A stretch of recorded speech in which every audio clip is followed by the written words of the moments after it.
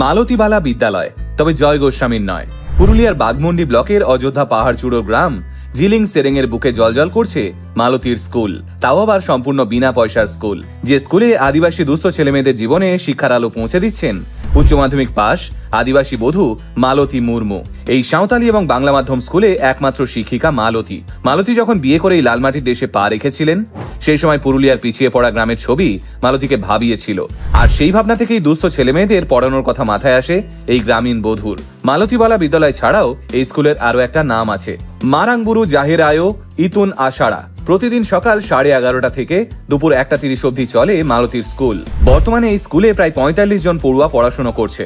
মালতীর এই স্কুলের জন্য মেলেনি কোনো সরকারি সাহায্য, কিন্তু তবুও গ্রামবাসীদের সহায়তায় এবং একার জোরে দিন বদলের লড়াই লড়ছেন মালতী। মালতীর এই লড়াইয়ে খুশি তার স্বামী বাঙ্কা মুর্মু।